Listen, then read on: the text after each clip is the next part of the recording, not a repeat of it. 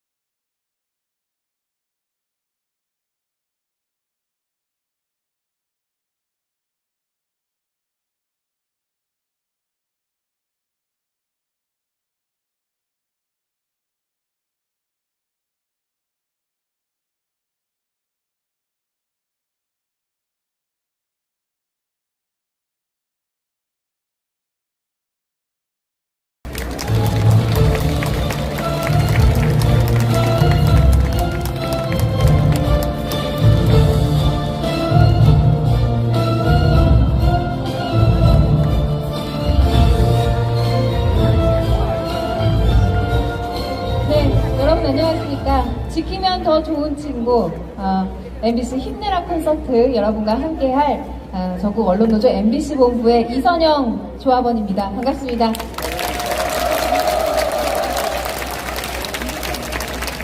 사실 오늘 이 행사가 딱 장마철에 예정이 돼서 혹시 비가 오면 어쩌나 걱정을 많이 했는데 그래도 비가 오지 않은 상황에서 모실 수 있어서 다행이고요. 그래도 좀 습도가 높아서 불쾌지수는 높았던 것 같아요. 그래도 저녁이 되니까 좀 선선해지네요. 이렇게 무더운 날씨에 함께 해주신 여러분께 감사하다는 말씀 먼저 드리고 시작하도록 하겠습니다. 여러분은 오늘 이 자리에 왜 함께하게 되셨습니까? 아마 공통된 이유 그리고 또 각자만의 또 소중한 추억들로 MBC를 지키고 싶다 이런 마음 때문일 텐데요.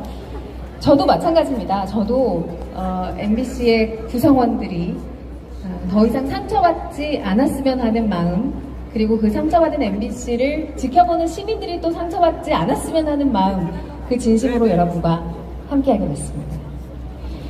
자, 좀 기분 좋은 소식으로 출발하도록 하겠습니다. MBC가요, 영국 로이터 저널리즘 연구소 조사 결과 2년 연속 한국 언론 신뢰도 1위를 기록했습니다. 또 있어요. 또 있는데요. 가장 즐겨보는 뉴스 채널 여론조사에서도 3분기 연속 1위 달성했습니다. 여기서 MBC 유튜브 뉴스 채널 구독 안 하신 분 안 계시죠? 혹시 계시다면 꼭 구독하시고요. 이런 수치들을 봐도 우리 MBC의 보도가 참 많은 시민들의 공감을 사고 있다. 참 열심히 잘 보도하고 있다. 이런 생각을 하게 되는데 이런 MBC가 장악될 위기에 놓였습니다. MBC를 장악하려는 시도는 이번이 처음이 아니고 계속해서 되풀이되는 문제이기도 한데요. 그때마다 시민들의 관심과 사랑으로 또 극복했던 기억도 있습니다. 그래서 이번에도 여러분의 관심과 사랑이 필요한 겁니다.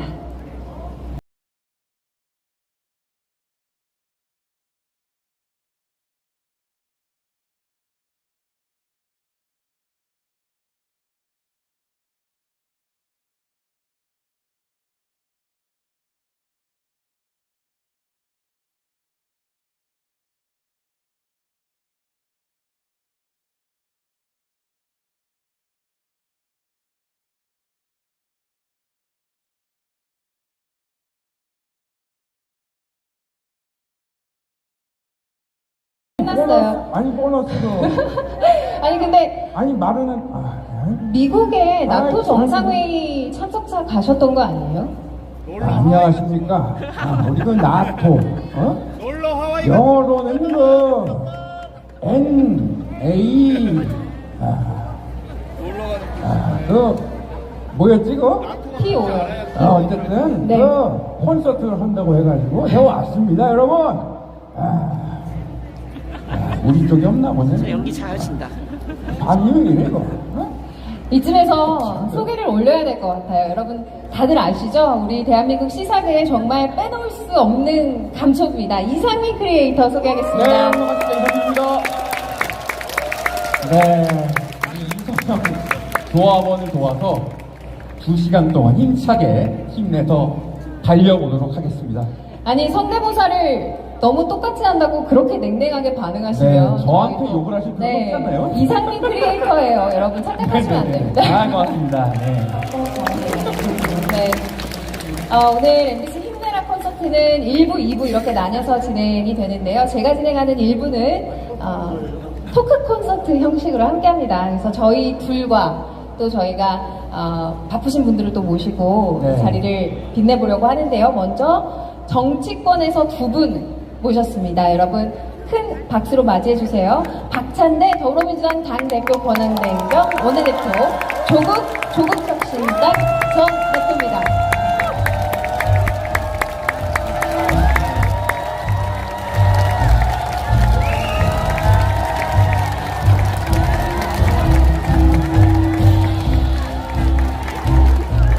네. 저도 주말에 정치 시사 프로그램을 진행을 하고 있어서 두 분 성함은 제가 자주 언급은 하는데 이렇게 가까이에서 뵙는 건 처음이네요. 반갑습니다. 고맙습니다. 저희 정치 인사도 많이 사랑해주시고 또 시간 되시면 나와주시고요. 드디어 만나게 되신 거 아니에요? 드디어 만났습니다. 제가 진짜 조국입니다. 왜 반응이 없으시죠? 아무리 봐도 대구 사투리 하는 것 같습니다.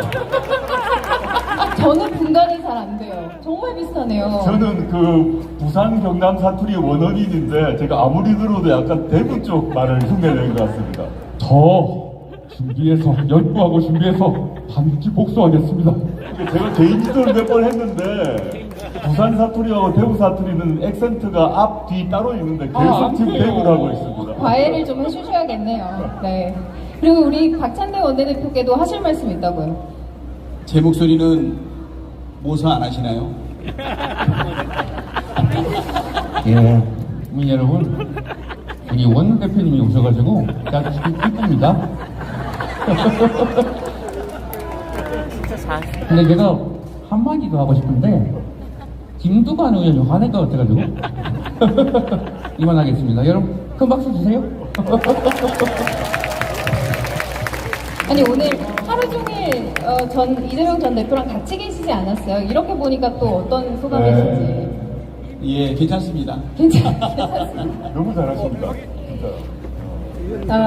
경남 사투리에 이어서 경북 사투리가 반영되어 있는 서울말 하기가 쉽지 않을 것 같아요. 쉽지 않아요.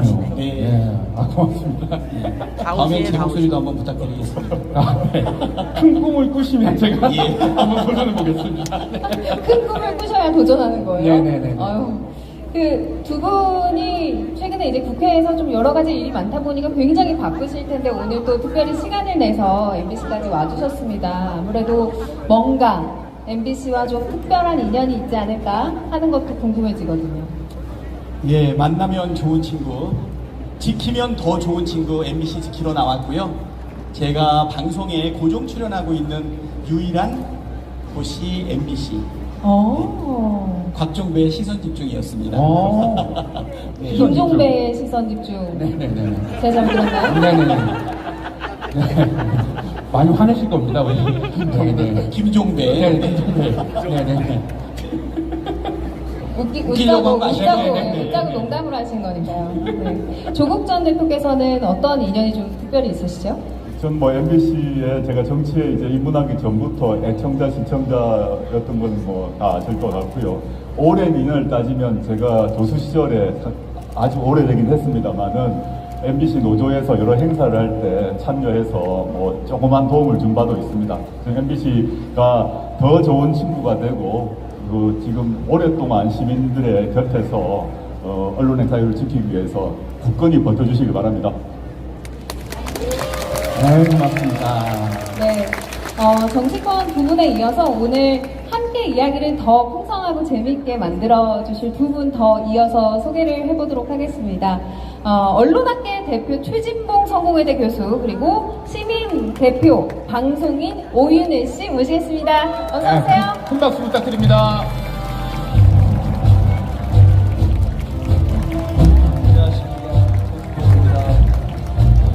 네, 안녕하십니까. 오윤혜입니다. 반갑습니다. 네, 아마 많은 분들이 이미 알고 계시는 분들이긴 하겠지만 무대에 올라오셨으니까 간단하게 요즘 어떤 활동을 하고 계시는지 다시 한 번만 소개 인사 부탁드리겠습니다. 저는 MBC하고 인연이 있었는데 지금은 다 잘렸습니다. 박성재 사장님 있을 때는 뉴스 외전도 나가고 그 다음에 신장식의 뉴스 하이키고 출연했었는데 다 잘리고 MBC 얼씬을 못하고 있는 그러나 다른 곳에 열심히 활동하고 있고 언론 민주화, 언론 공영방송 되살리기 위해서 열심히 활동하고 있는 성공회대 최진봉 교수입니다. 반갑습니다. 네, 저는 좀 줄여주세요. 최진봉 교수님과는 다르게 MBC에 너무 많은 쓰임을 받고 있어서 요즘 아주 좀 괴로운 오윤혜라고 합니다. 저는 뉴스 하이키 하프타임으로 이제 출연을 하게 됐는데 이 정도면 거의 풀타임으로 저를 쓰거든요. 방금도 하이킥하고 여기 와서 토크하고 있다. 노래도 해달라. 이쯤 되면은 윤석열 정권 사라지면 오윤혜 쇼 하나 만들어 주셔야 하는 거 아닌가 건의해봅니다. 네. 아유 감사합니다. 네, 이렇게 해서 오늘 함께할 분들 다 소개를 드렸는데요. 저희 좀 앉아서 할게요. 네, 본격적인 토크 잠시만 기다려주세요. 아날로그군요, 아날로그. 네. 조촐합니다. 네. 좌석 배치가 이상민 크리에이터가 제 옆으로 좀 좌측으로 좀 와주시겠어요? 네. 네, 그리고 나머지 분들은 요 순서대로 쭉 앉으시면 되겠습니다. 괜찮습니다. 네. 앉으라는 대로. 네.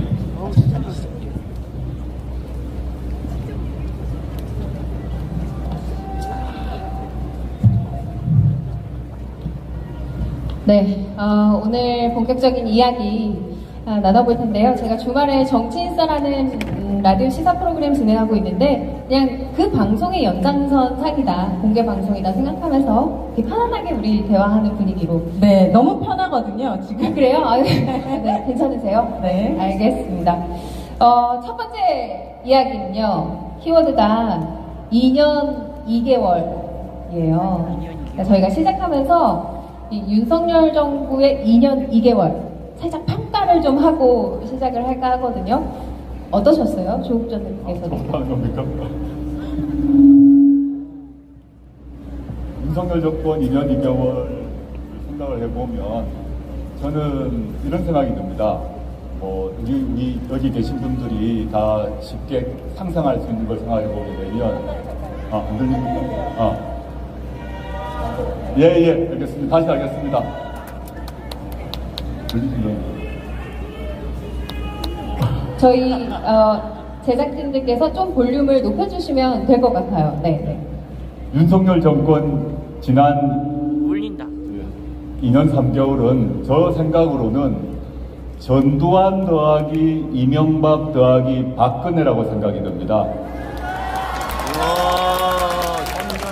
전두환 정권의 무도함, 그 다음에 이명박 정권의 뻔뻔함, 박근혜 정권의 무능함을 다 합했다, 이런 생각을 하고 있습니다.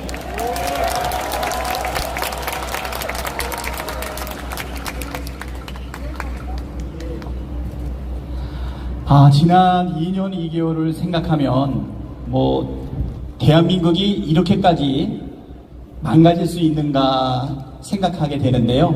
민생경제, 그다음에 민주주의, 그리고 대한민국의 평화까지 전체가 지금 흔들리고 지금 후퇴하고 있다, 아니 추락하고 있다, 이렇게 생각이 되고요. 우리 조국 대표님이 말씀하신 것처럼 국정기조를 만약에 바꾸지 않는다 그러면 몰락했던 다른 정권들의 사례가 그대로 적용되지 않을까. 정말 위기의 윤석열 정권이다, 이렇게 생각하는데 여러분 모두 동의하시죠?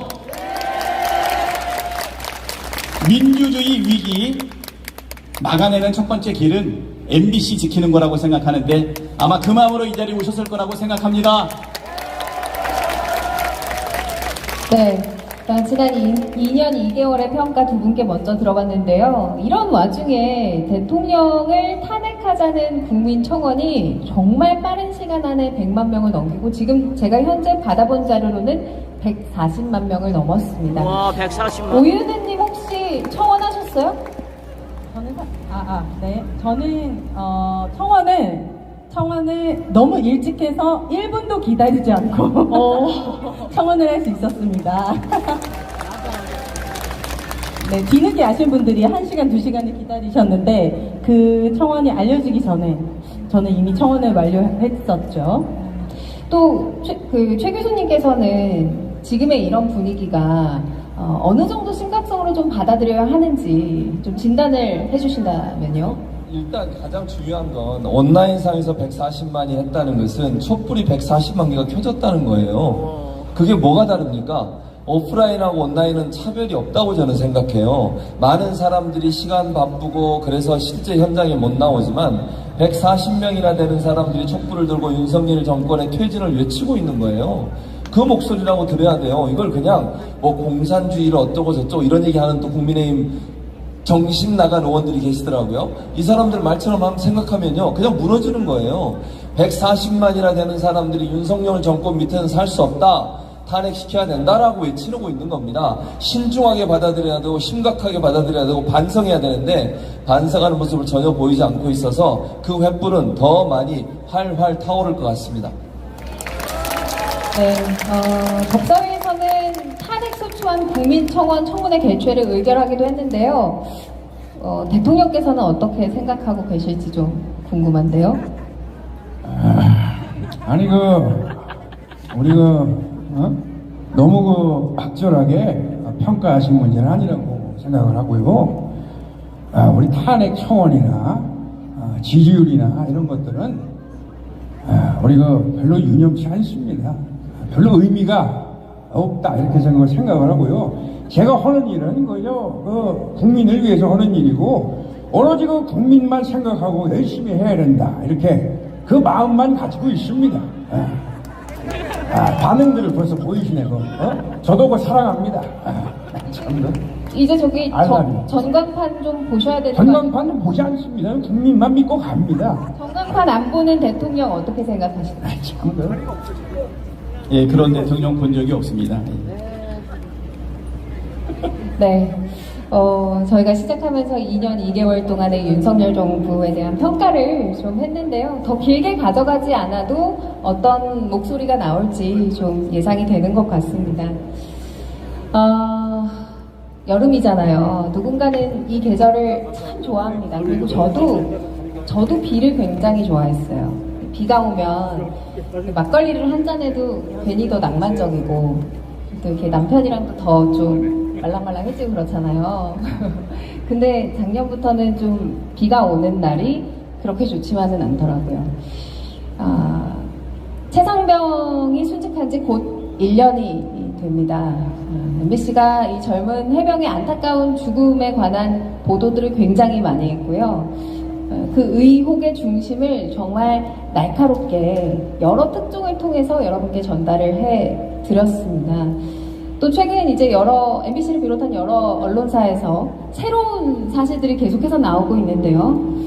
도이치모터스 주가 조작 사건의 공범이자 김건희 여사의 계좌를 관리한 것으로 법원이 판단했던 이모 씨가 어떤 통화에서 VIP를 언급하면서 임성근 전 사단장을 구명하려고 하는 것처럼 보이는 녹취가 나왔죠. 여러분 보도로 다들 보셨죠? 자, 해명이 나왔어요. VIP는 대통령이 아니라 김계환 사령관이다. 어떤 평가 주시겠습니까? 저는 그 해명을 듣고 첫 드는 생각은 장난치나 이런 생각이 들었습니다. 지금 이제 그 VIP가 우리가 통상 알고 있는 정치 관련해서 조금만 지식이 있는 사람은 VIP란 단어 또는 V란 단어가 대통령 또는 영부인을 가리킨다는 건 다 알고 있는데 막상 그 육성 녹음이 공개되고 나니까 이 도이치모터스 공범이 하는 말이 자기가 얘기했던 VIP는 해병대 사령관이라는 거 아닙니까? 저는 새빨간 거짓말이라고 생각하는 게 그 통화 녹취를 잘 보시면 이렇게 되어 있습니다. 해병대 사령관을 별 3개가 아니라 별 4개로 만들겠다라는 얘기를 하는데 해병대 사령관을 별 3개에서 4개로 만들 수 있는 권한은 해병대 사령관에게 없습니다. 누구에게 있느냐? 오직 윤석열 대통령에게만 있죠. 그렇게 해놓고 저는 이제 말을 바꾸고 있다 생각이 들어서 악득을 싶었던 것 같습니다. 근데 보통의 시민들은 뭐 웬만한 양식 있는 시민들 알아들을 것 같고요. 지금은 이 도이치모터스 공범의 그 말이 맞냐 안 맞냐에 대해서 그 사람의 말을 듣고 진실을 가릴 상태가 아니라 하루빨리 그 멋쟁이 해병이라고 되어 있는 단톡방에 들어있는 사람들, 이종호, 그 다음에 뭐 이제 경호처 전 차장 포함해서 그 사람들에 대한 압수수색을 진행해야 됩니다. 그래야 진실이 나올 거라 보고 있습니다. 저희 최 교수님께서 해병대 출신이시잖아요. 그렇죠. 네, 해병대 출신으로서 보기에 이 VIP가 김계환 사령관이다라고 설명한 거 어느 정도 납득이 좀 가세요? 납득이 1도 안 되죠. 말이 됩니까? 그게 무슨 해병대 사령관한테 VIP 하라 그래요. 저는 한 번도 그렇게 불러본 적이 없어요. 들어본 적도 없고요. 제가 해병대 3년을 근무했는데 일사단에서 그것도 지금 최수근 해병이 근무했던 곳이 일사단이거든, 포항에. 제가 포항 일사단 7연대도 근무를 하고 사단 본부에도 근무를 했는데 해병대 사령관을 지칭하면서 VIP라는 얘기를 들어본 적이 없어요. 무슨 말도 안 되는 그런 말을 합니까? 있을 수 없는 얘기고요. 누구든 VIP면 대통령을 얘기하지 무슨 해병대 사령관을 VIP라고 합니까? 그냥 사령관이라고 부르면 되잖아요. 왜 VIP라고 부르죠, 그 사람을? 그럴 이유가 없지 않습니까?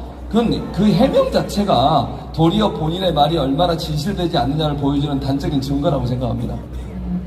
그래서 이런 이제 엇갈리는 주장들을 좀 파헤치고 의혹들에 대한 진실을 찾아내기 위해서 이제 최상병 특검법이 필요하다 이런 주장이 나오고 있는 거잖아요. 그런데 뭐 윤석열 대통령이 해외 순방을 나가 있는 중에 거부권을 행사했고요. 이제 국회에서 다시 재표결에 붙여질 것으로 예상이 되는데 좀 저희가 예상할 수 있는 타임라인, 앞으로의 계획이 좀 어떻습니까? 네. 최해병 특검법에 대한 수용 여부가 총선 민심을 반영해서 국정 전환의 시금석으로 보여야 될 텐데 그냥 바로 거부했거든요. 그것은 윤석열 대통령은 바뀔 의지도 없고 바꿀 생각도 전혀 없다라고 하는 것을 보여주고 있습니다. 이제 곧 재의결을 진행해야 될 텐데요. 소돔과 고모라가 멸망할 때 의인 10명이 없어서 망하지 않았습니까? 저는 국민의 힘에 양심과 국민을 두려워하는 의로운 의원 10명이 있다면 반드시 가결시킬 수 있다 이렇게 생각을 하고요. 우리는 야당들은 똘똘 뭉쳐서 하겠지만 국민의힘 의원에게도 양심에 따라서 나라의 주인인 국민을 바라보고 국민을 두려워하고 용산 대통령궁만 보지 마라라고 하는 것을 호소하고 싶습니다. 아마 국민의 힘에서 양심에 따라 함께하는 의로운 10명의 국회의원과 함께 반드시 가결시킬 것이다. 만약에 그것을 이행하지 않는다 하면 국민의 힘은 국민의 힘에 의해서 몰락의 길을 갈 수밖에 없다. 이렇게 말씀드립니다. 이로써 대통령의 거부권이 15번째였어요. 일반 시민의 입장에서 오윤혜님이 보시기에 어떤 기분이 좀 드셨어요? 우선 이제 박찬대 대표님께서도 말씀하셨지만 국민들은 지금 먹고 살기 너무 힘들어요. 민생이 엄청 다 망가져 있어요. 촛불을 들러 광장에 나가는 것도 자기의 일터를 잠깐 멈추고 나가는 거예요. 그럴 수 있는 국민이 사실 얼마나 될까요? 하지만 윤석열 정부가 잘하고 있기 때문에 안 나가는 게 아니에요. 그 촛불이 저는 온라인 청원에 모였다고 생각합니다. 그래서 국회의원들은 역풍, 민심 이런 거 우려하지 말고 국민의 뜻을 받들어서 반드시 탄핵으로 답해 주시기를 부탁드립니다. 지금 얘기가 탄핵까지 쭉 갔는데요. 다시 최상병 특검법으로 조금만 돌릴게요. 네. 최상병 특검법, 방금 이제 국민의힘의 의로운 의원 10명이 필요하다 이런 이야기를 해주셨는데, 여당의 입장은 계속해서 이 특검법 안 된다 하는 강경한 반대 입장이에요. 그런데 지금 전당대회를 치르고 있는 국민의힘에서 최초로 이제 최상병 특검법에 대해서 찬성 입장을 낸 듯한 사람이 있었죠. 한동훈 후보인데요. 지금 저한테 질문하시는 거예요? 저는요, 제가 제시한 합리적인 대안을 국민의힘이 제시하지 않는 상태라면 이탈자가 생겨서 거부권이 무산될 수 있다고 생각합니다. 그랬을 때 왜 웃죠? 정부와 여당이 받는 타격은 정말로 심대할 거라고 생각합니다. 고맙습니다. 너무 잘하죠. 너무 잘하죠. 사실 제 결혼식 때도 축사를 부탁했는데 진짜 너무 잘해줘서요. 제가 다시 한번 고맙다는 말씀. 네, 축사 전문입니다. 네. 잠시 딴 얘기를 했었고요. 한동훈 위원장이 어쨌든 수정된 형태긴 하지만 최상병 특검법 찬성한다는 입장을 냈잖아요. 어떻게 들으셨어요? 그 진정성이랄지 가능성에 대해서. 저는 이제 한동훈 전 비대위원장이 최상병 특검법을 할 수 있다라고 말은 그 자체는 의미가 있다고 생각을 합니다. 그런데 이제 대법원장 추천 얘기를 했어요. 근데 역대 특검의 사례를 보면 대법원장이 추천한 특검으로 성과를 낸 경우가 한 번도 없었습니다. 이게 하나 먼저 짚어야 되고, 그 다음에 역대 특검에서 성과를 낸 경우는 대부분 당시 야당의 추천에 의해서 특검이 이루어진 경우입니다. 왜냐하면 지금 특히 최혜병 특검 문제는 단순히 최혜병 개인의 문제가 아니라 윤석열 대통령의 직접적인 관련이 매우 의심되는 상황이란 말입니다. 제가 아까 사회자께서 지난 2년을 얘기를 했습니다만은, 제가 지난 윤석열 정권 2년을 보면서 윤석열 대통령이 그 어떠한 국정 과제보다도 가장 총력을 다해서 혼신의 힘을 다해서 조직적으로 체계적으로 이 문제를 막았습니다. 최혜병 수사를 막는 어떤 것보다 더 열심히 한 걸 본 적이 없거든요. 그렇다면 그러한 국가 권력, 특히 대통령을 정점으로 하는 국가 권력이 총력적으로 방어하고 있는 이 사건을 돌파하면서 진실을 발견하려면 반드시 국회의 추천이 필요합니다.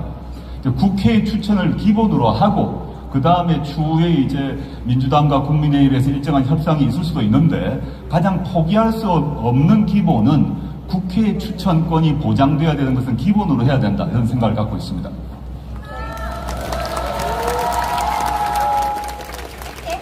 관련해서 한 말씀 해주시죠. 그때 최혜병 우리 현장에서 집회를 할 때 몇몇 분들이 이야기를 했어요. 한동훈이 제안을 했던 대법원장 추천에 의한 특검법 이야기를 했는데 사실 법안을 내지도 않았거든요. 그냥 변죽만 올리는 것 아닌가. 지금 윤석열 정권과는 차별화되어 있는 약간의 자세를 보여주는 부분이다. 정말 진정성이 있다면 그러면 법안을 내놓고 그 법안에 대해서 찬성하는 의원 10명만 세워라. 지금 압도적인 지지를 통해 가지고 당대표로 지금 많이 예상되고 있지 않습니까? 그러면 말로만 하지 마시고 법안을 내시고 그 법안에 찬성하는 의원 10명과 함께 기자회견을 하면 진정성이 있다 이렇게 생각이 됩니다.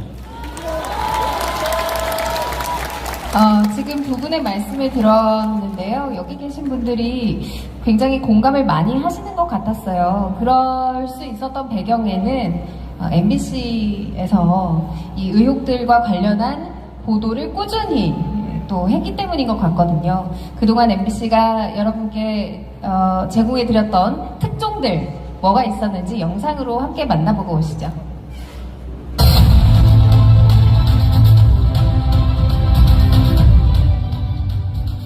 윤 대통령이 바이든 대통령과 만난 뒤 행사장을 나오면서 참모들에게 한 발언이 파문을 일으키고 있습니다.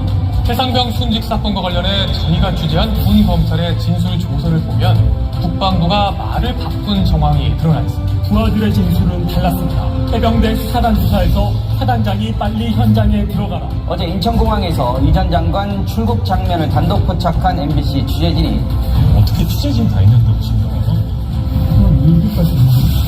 지금 조사받고 있는 중에 안 하시는 거죠? 그 사이에 있는 건 대통령실 황상무 시민사회 수석이 출입 기자들을 만난 자리에서 MBC는 잘 들어라고 말한 뒤 내가 정보사 나왔는데 1988년에 경제신문 기자가 압구정 현대아파트에서 허벅지에 칼 2방이 찔렸다고 했습니다. 김건희 여사의 명품백 수수 의혹에 대해 청탁금지법 위반 사항 없음이라는 국민권익위원회의 조사 결과가 나왔습니다.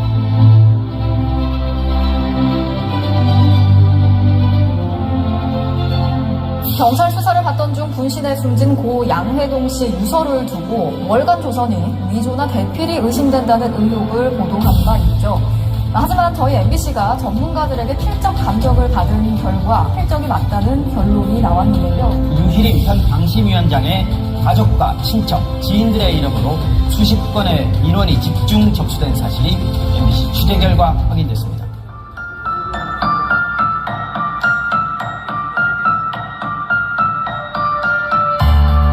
대통령 전용기에 MBC 취재진의 탑승을 배제하기로 해서 논란이 일고 있습니다. 경찰이 오늘 MBC 기자와 MBC 뉴스룸에 대한 강제 수사에 나섰습니다. 해당 기자가 근무하는 공간에서도 관련 증거를 확보할 필요가 있다며 내부 진입을 시도하다 이를 제지하는 사원들과 대치했습니다.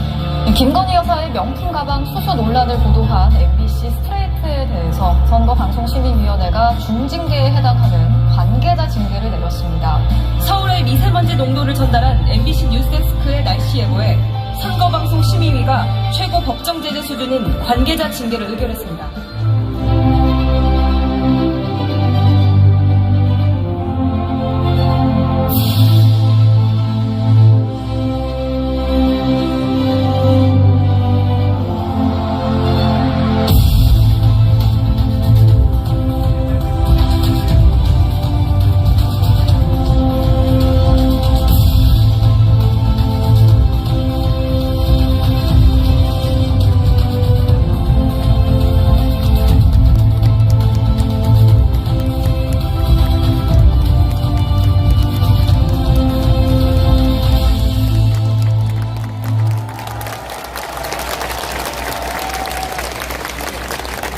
MBC의 주인은 여러분입니다. 8월이면 그 MBC가 위기에 빠집니다. 방송통신위원회가 위법적인 형태의 2인 체제 파행으로 운영된 지는 좀 됐죠. 김홍일 전 방송통신위원장이 저희 MBC의 지배구조와 관련이 있는 방송문화진흥회의 이사회 관련된 안건을 넘겨놓고 사퇴를 선언합니다. 그리고 나서 후임 방통위원장에 이진숙 전 대전 MBC 사장을 지명했는데요. 8일 첫 출근길에 이진숙 전 대전 MBC 사장은 종이를 하나 들고 와서 이런 내용을 읽어내렸습니다. 방송법 제1항 1조 방송의 자유와 독립을 보장하고 방송의 공적 책임을 높임으로써 라고 하는 말을 하는데요. 언론학자이신 최 교수님께 여쭙겠습니다. 이 장면 혹시 어떻게 좀 보셨어요? 저는 그 장면을 보면서 이 사람은 방통위원장을 해서는 안 될 사람에게 명확하게 증명됐다고 생각해요. 대체 방송의 공정성을 지킬 생각과 의지가 하나라도 있는 일이라도 있는지 모르겠어요. 저는 도저히 못 찾겠습니다. 그리고요, 그 들고 나와서 방송이 흉기래요. 흉기라고 하면서 그 흉기를 자기가 제거하겠다는 거 아닙니까? 저는요, 이렇게 대놓고 정치적인 방통위원장 본 적이 없습니다, 지금까지. 속으로 어떤 생각을 할지 모르지만요, 대놓고 청문회 준비하는 후보자가 방송 앞에 서서 정치적으로 독립성을 지키지 않겠다고 얘기하는 이따위 방통위원장을 어떻게 우리가 용납할 수 있겠습니까? 이건 있을 수 없는 일이에요. 방송통신위원회는요, 정치적 중립성을 목숨으로 하는 곳입니다. 그래서 정치적 중립성이 없는 사람 방통위원장으로서 자격이 없다고 명시돼 있어요. 방송법 4조는 방송국의 경영진이라 하더라도 방송의 제작이나 편성에 개입하면 처벌받게 돼 있습니다. 방송사장도 보도본부장도 방송 취재하는 기자에게, 제작하는 PD에게 어떠한 외압을 가하면 다 불법이에요. 그런데 대놓고 방송국의 정치적 중립성을 훼손하는 발언을 하는 사람이 어떻게 방통위원장을 할 수 있다는 말입니까? 이 사람의 전력을 여러분 잘 아시잖아요. 정치인으로서 활동을 했던 적도 있습니다. 2번이나 출마했어요. 노조를 탄압했던 사람이에요. 보도본부장 할 때 세월호 참사 보도를 했던 사람이에요. 그런 책임을 갖고 있는 사람이고, 아니 어제도 MBC에서 보도했지만 토론회인가요? 아니면 강연회인가요? 거기 가서 뭐라 그랬습니까? MBC 사장은 정치적 중립성 지킬 필요가 없다고 그랬어요. 그런 사람이 방통위원장 되면 MBC 사장은 어떤 사람을 세우겠습니까? 자기 말 잘 듣고 정권 비판하는 것 억압 못하게 하고, 그리고 나서 MBC든 다른 언론사든 제대로 언론 역할하고 보도하는 기자들을 탄압하겠다는 거 아닙니까? 이런 사람이 어떻게 방통위원장으로 자격이 있다는 말입니까? 저는 절대로 허용해서 안 된다고 생각합니다. 아마 이진숙 전 대전 MBC 사장이 방송통신위원장에 선임이 되고 나서 가장 이제 우려스러운 것으로 이야기가 되는 것이 MBC 민영화인 것 같아요. 실현 가능성을 좀 얼마나 보십니까? 민영화에 대한 실현 가능성은요, 잘 아시는 것도 이진숙 씨가 예전에 MBC에 있을 때 최필립이라고 하는 박문진 전 이사장이 있습니다. 이 사람을 만나가지고 박문진이 전체 주식의 70%를 갖고 있고요, 정수장학회가 30% 주식을 갖고 있거든요. 그 30% 주식을 민간에 판매하는 걸 논의했는 녹취록이 나와가지고 그때 논란이 엄청나게 됐던 적이 있습니다. 이런 기본적인 생각을 갖고 있는 사람이에요. 그러면 30% 팔고 나면 박문진 주식 일부도 판매하려고 하지 않겠습니까? 왜 민영화가 위험한 걸 보여주는 대표적인 사례가 뭡니까? 이 옆에 있는 방송사예요. YTN이 유진에 넘어가고 나서 어떤 일이 벌어졌습니까? 기자를 회사원이라고 지칭을 한대요. 사장이나 간부가.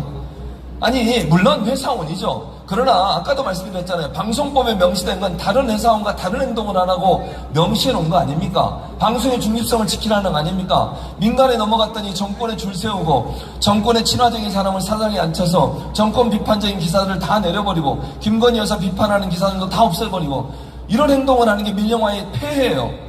민영화를 하게 되면 기업이 들어와서 방송국을 소유하게 되면 어떻게 되겠어요? 그게 종편의 사례예요. 뭘 민영화를 합니까? 공영방송이 필요한 이유는 정권에 기대지 않고 어떤 외압, 경제적 외압이든 정치적 외압이든 중립성을 지키면서 국민을 위해서 방송하라고 공영방송 만드는 거 아닙니까? 그렇게 남아있는 공영방송을 민영화시키겠다고 하는 이 못된 생각은 정권이 권력을 이용해서 방송국을 통치하고 지배하려는 시도다, 이렇게밖에 볼 수 없는 거예요. 알겠습니다.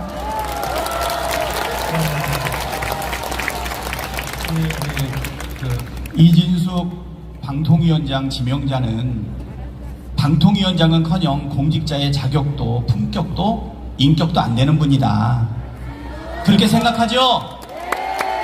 지금 윤석열 대통령이 대통령 역할을 제대로 못하니까 지금 인권위원회에 인권위원들, 윤석열 대통령이 추천한 분, 국민의힘이 추천하신 분들 보면요, 반인권적인 인물들이에요.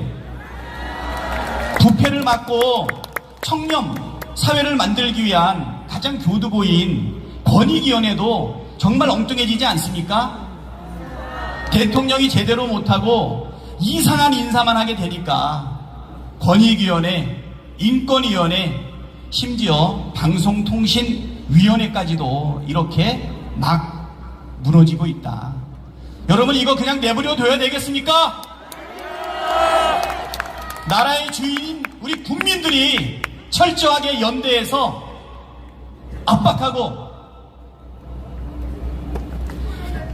여기까지만 하겠습니다. 압박하고 여기까지.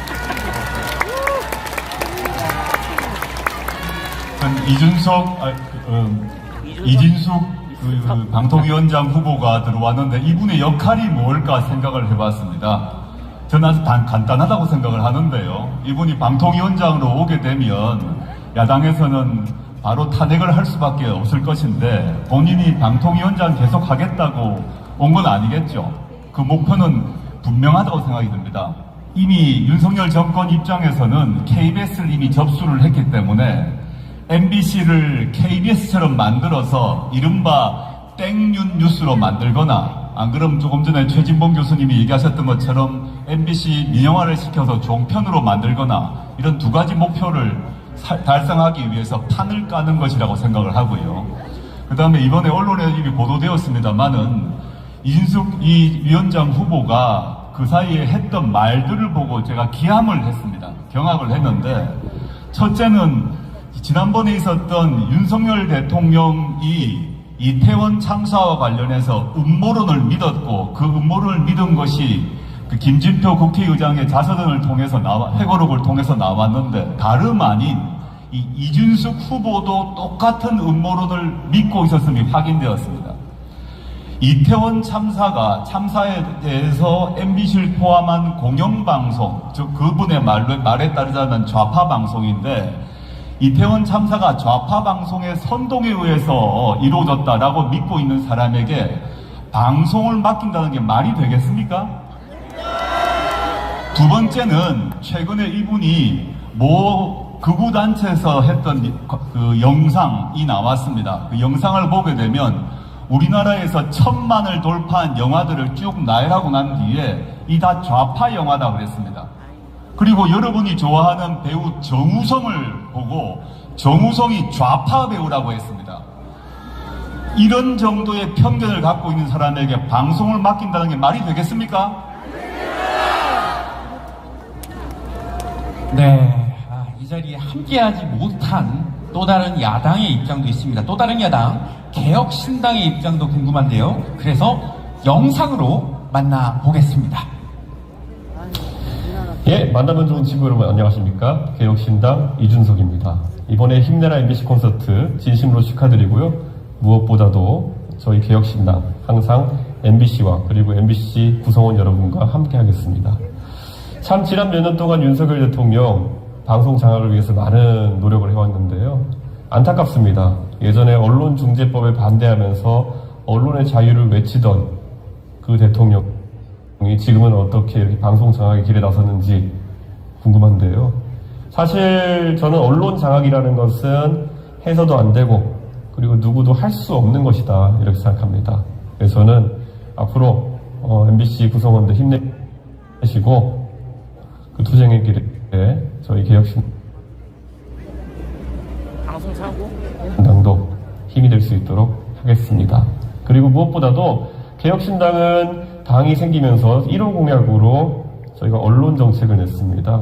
특히 그 안에서는 앞으로 방송이 겪게 될 많은 그런 어떤 챌린지 속에서 방송 노동자들이 주체적으로 결성을 할 수 있도록 하는 그런 방향으로 저희는 공영방송이 발달해 나가야 된다 그렇게 생각합니다. 공영방송은 절대 한 사람의 전유물이 돼서도 안 되는 것이고요. 국민의 의사에 반하는 방향으로 운영돼서도 안 됩니다. 그 원칙 아래 앞으로 개혁신당 그리고 저 이준석도 과방위에서 꾸준히 활동해 나가도록 하겠습니다. 다시 한번 화이팅! 네, 이준석 개혁신당 전 대표 만나봤는데요. 영상에 좀 문제가 있었습니다. 사실 저희가 오후부터 정말 습하고 더운데 계속 기계들을 돌리고 리허설을 하고 하느라 좀 이 기계들이 지쳤나봐요. 이제 날씨가 서늘해지면서 괜찮아질 거니까요. 여러분 양해 부탁드리도록 하겠습니다. 어쨌든 이준석 전 대표의 이야기를 듣고 왔는데 그러니까 뭐 같은 야당으로 묶이긴 합니다만 협치가 좀 잘 되는 상황이에요. 어떻습니까? 네, 윤 정권의 공영방송 장악 그거를 저지하기 위해서 야칠당이 계속 같이 해왔거든요. 네, 오늘 참석은 안 했지만 영상에서 한 대로 윤 정권의 공영방송 장악 저지에 힘을 함께 모아줄 거라고 생각합니다. 네, 우리 최진봉 교수님께 질문 드리도록 하겠습니다. 너무 진작에 보셔가지고 국민이 주인인 MBC를 지키기 위해서 방송 3+1법 통과가 꼭 필요하지 않겠습니까? 이 법이 어떤 법인지 그리고 왜 필요한지 교수님이시잖아요. 쉽게 재밌게 뻔히하게 좀 부탁드립니다. 네. 짧게요.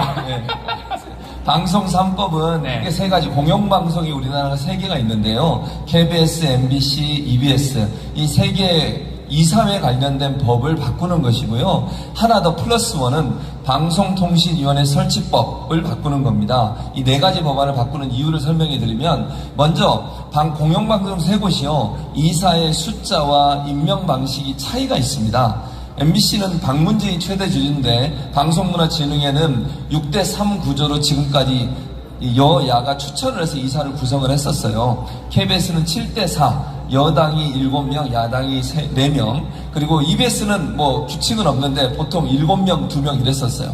지금 그렇게 구성이 돼 있는 거거든요. 근데 문제는 뭐냐면 이렇게 되다 보니까 정권이 바뀔 때마다 정권에 가까운 분들이 이사로 선임이 되고 그 이사들이 사장을 추천하고 선임하다 보니까 정치 후견인 제도가 형성이 돼버린 거예요. 그래서 이걸 좀 깨자는 겁니다, 이거를. 그러니까 제가 이해가 안 되는 게요. 국민의힘이나 보수 정권에서 이게 나쁜 법이라고 노조법이래요. 무슨 노조가 이게 이익을 얻는다는 제가 잘 모르겠어요. 무슨 말이냐면 정치권에서 여야 나눠먹기 식으로 그것도 법에 있지도 않은 건데요. 그런 방식으로 선임하는 거를 법으로 제도화시키자는 겁니다. 현재는 이사를 여야가 몇 명이라 이거 법에 아무것도 없어요. 그렇기 때문에 이걸 법으로 제도화해서 숫자를 통일시키고 세 개의 공영방송을 대신 추천 단위를 물론 여야도 하지만 그건 좀 줄이고 시민사회단체, 종교단체, 학술단체 이런 데서 추천을 해서 숫자를 좀 늘리자는 겁니다. 그렇게 되면 여야 정권이 바뀌고 안 바뀌고 관계없이 공정한 방송하는 사장을 만들어내줄 수 있지 않겠습니까? 근데 이게 무슨 노조와 관계가 있다는 거예요 대체. 그러니까 방송 3법의 기준은 이사를 선임하는 방식을 공정하게 하자. 또 하나 거기 들어가는 게 있어요. 사장을 뽑을 때는 반드시 시민들이 추천할 수 있는 구조를 만들자. 그래서 시민 대표 100명 정도를 뽑아서 그 사람들이 먼저 인터뷰하는 거예요. 프리젠테이션 하는 거 보고 거기서 3명이든 5명을 먼저 선발해서 그 사람들 이사에 넘겨서 그 사람들이 선출하게 하자. 그러면 시민들이 먼저 보고 그럼 이상한 사람 안 될 거 아니에요. 방송 사장이. 이거 이렇게 좋은 법을 무슨 노조를 위한 법이라고 매도를 하는지 모르겠고요. 마지막 하나, 방송통신위원회 설치법은 지금 5명이 정원인데 2명이서 다 해먹잖아요. 2명을 지금 대통령이 임명한 사람들이에요. 그 2명이서 다 해먹어요. 그러다 보니까 불법 요소가 있잖아요. 그래서 이거를 이제는 방통위가 회의를 열고 결의할 때 반드시 4명이 참석해야 회의를 열게 만드는 거예요. 그러면 민주당이나 야당이 추천한 2명이 들어가게 돼 있거든요. 5명 중에. 그럼 반드시 야당이 추천한 사람이 있을 때 회의가 개의되도록. 그럼 2명으로 아무튼 못하겠죠? 이게 뭐가 이상한 법이에요? 교수님. 이걸 통과시켜야지. 오윤혜님이 저한테 계속 사인 보내셨어요. 짧게 해달라고 아까 말씀하셨는데 우리 교수님은 편집이 가능한 녹화가 어울리다는 걸 다시 한번 깨달아 봅니다. 네. 교수님께서 말씀해 주셨듯이 방송법, 저도 이제 방송을 하면서 알게 되었지 시민분들은 정말 모르고 제 주변은 더 모르세요. 다만 청취율 1등이 어딥니까? MBC잖아요. 다 MBC만 본다라는 얘기는 KBS도 이상해졌고 Y10도 이상해졌고 자꾸 이상해지는 걸 보면서 제 주변에서도 이건 문제가 있다 느끼고 있는 거거든요. 그래서 반드시 MBC는 잘 지켜야 된다. 앞으로 여러 문제들이 터질 텐데 공정하게 보도할 언론이 필요하다라고 생각합니다.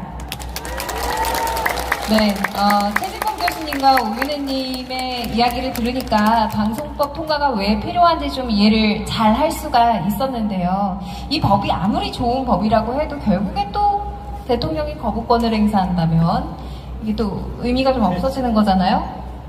윤석열 대통령 어떻게 하실 건지 좀 여쭐게요. 글쎄 거부라는 거는 옛날에 큰 부자를 갖다가 거부가 됐다 이렇게 하지 않습니까? 그래서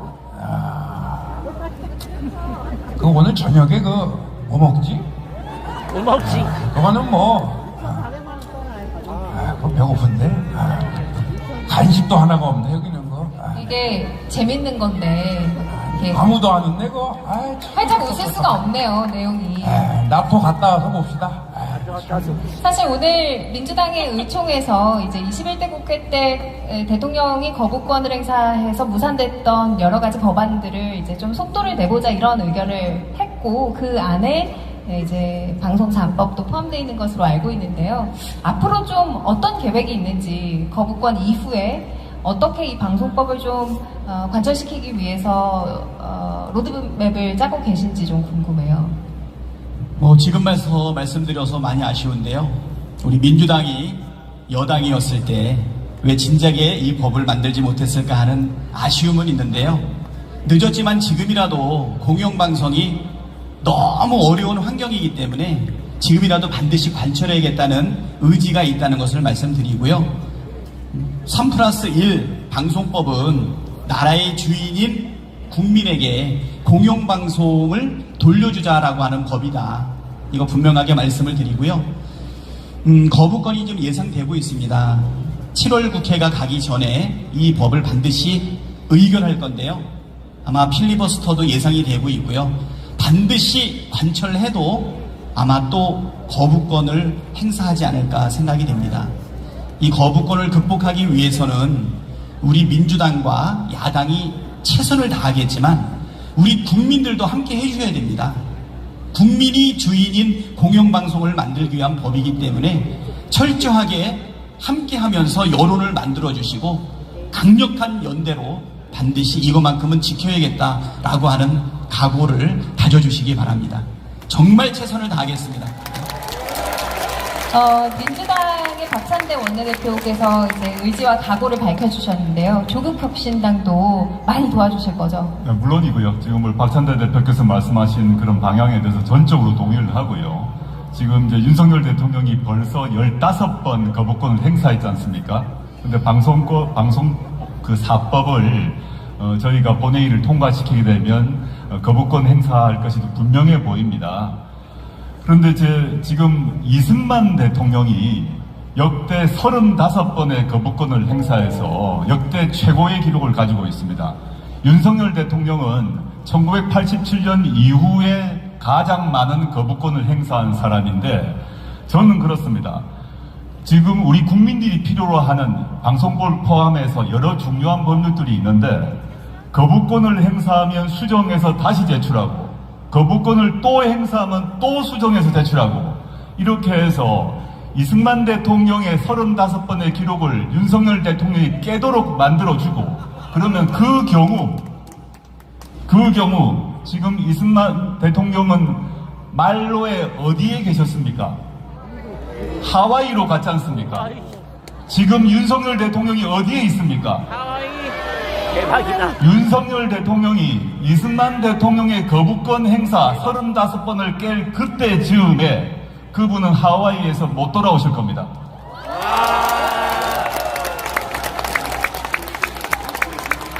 네, 사실 더 질문 드릴 게 많고 이 시간을 더 즐기고 싶어요. 왜냐면 저 뒤에까지 꽉 또 시민분들이 찼거든요. 하지만 아쉽게도 벌써 마칠 시간입니다. 그래서 이렇게 왔다 갔다 저희가 주고받는 이야기로 좀 마무리를 해볼까 하는데요. 우리 시민 대표와 언론계의 대표께서 우리 정치권에 계신 두 분께 좀 부탁하고 싶은, 방송법 추진과 관련해서 부탁하고 싶은 말씀 짧게 부탁드릴게요. 저의 부탁은 아까 너무 강렬하게 전해드린 것 같아서 이미 각인되셨으리라 생각합니다.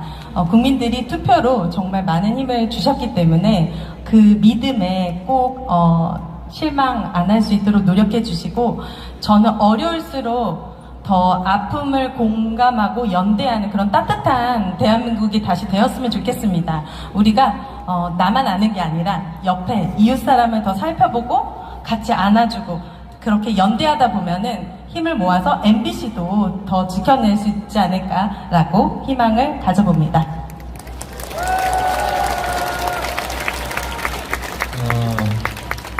유일하게, 저는 개인적으로 생각합니다. 유일하게 남아있는 올바른 방송 MBC 풍전등화입니다. 여러분이 지켜주지 않으면 버텨낼 수 없어요. 여기 지금 여야 국회의원들 많이 와 계시는데요, 눈치 보지 말고 하세요. 정말 탄핵도 하세요. 뭘 눈치를 봅니까? 아니, 제가 말하는 게 물론 대통령 탄핵도 얘기하는 거죠. 방통위원장 탄핵을 먼저 얘기하는 거예요. 방통위원장 탄핵을 임명하면 바로 하세요. 아니, 생각을 해보세요.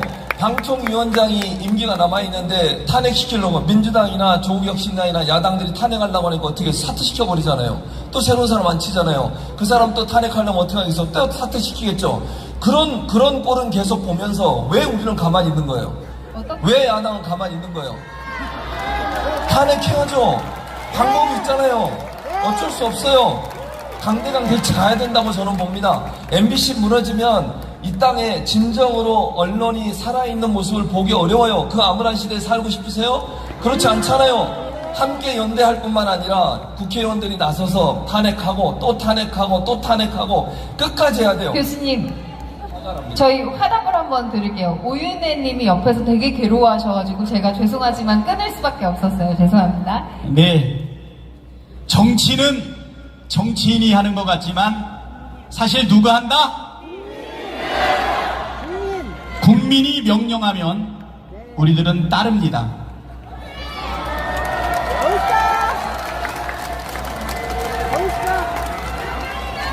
언론의 자유를 지키고 독립성을 보장하고 공영방송을 지키는 것은 민주주의를 지키는 것이다. 이것뿐만 아니라 무너져가는 인권, 권익위원회도 무너지고 인권위원회도 무너지고 방송통신위원회도 무너지고, 우리 국민이 명령하면 우리 정치인은 따른다. 약속드리겠습니다.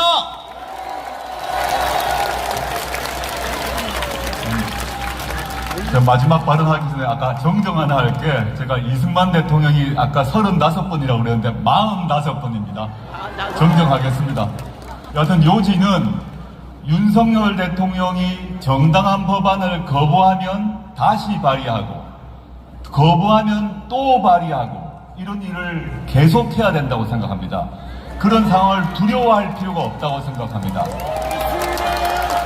그래서 윤석열 대통령이 정말 이승만 대통령을 깰 때 그 즈음에 우리 국민들의 인내심은 이미 한계에 달할 것이라고 생각합니다.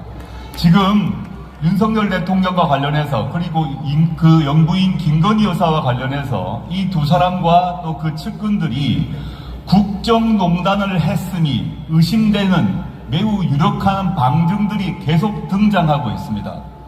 이거는 국정농단이라고 아직 확정은 못하지만 그렇게 방증이 드러나고 있는 주요한 역할을 누가 했느냐? 전 MBC가 했다고 확신합니다. 그래서 왜 이 정권이 MBC를 바꿔치우려고 하느냐? 다른 게 아니죠.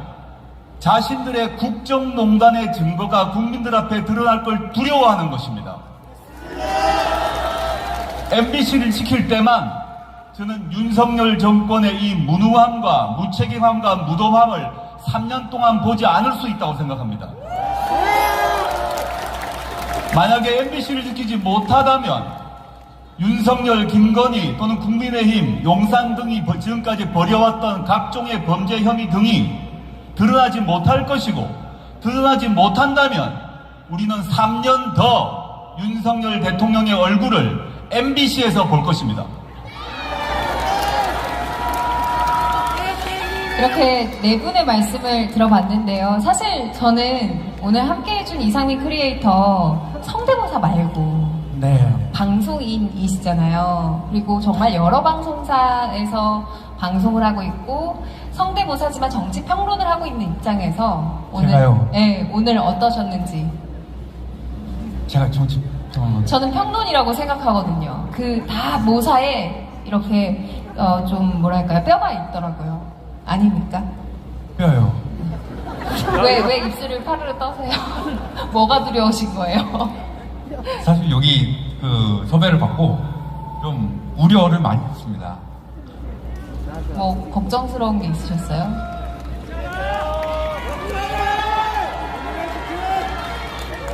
아니, 많이 안 오실 줄 알고. 근데 여러분들이 많이 오시는 걸 보고 제가 힘을 많이 얻고 MBC도 분명히 힘을 많이 얻었을 것 같습니다. 여러분 동의하십니까? 네, 큰 박수 부탁드립니다. 네, 고맙습니다. 네, 오늘 이렇게 네 분 그리고 이상민 크리에이터와 함께 시간을 보내봤는데요. 이 시간이 너무 짧네요. 아쉽지만 여러분의 응원을 약속으로 받으면서 1부 순서 마무리하고 2부로 넘어가도록 하겠습니다. 그 전에 우리 오윤혜 님이 본업 뭔지 여러분 다 아시죠? 맞아요. 많이 모르십니다. 오늘 알려드리려고 준비했습니다. 그래서 오늘 이곳의 분위기를 정말 더 뜨겁게 해주시기 위해서 본업 모먼트를 준비해 주셨다고 하거든요. 그래서 오윤혜님의 노래 두 곡 듣고 2부 순서로 넘어가도록 하겠습니다. 지금까지 저는 아나운서 이선영이었고요. 지금까지 박찬대 더불어민주당 원내대표, 조국혁신당 전 대표, 최진봉 성공회대 교수, 그리고 방송인 오윤혜 씨, 우리 크리에이터 이상민이었습니다. 여러분 고맙습니다. 감사합니다.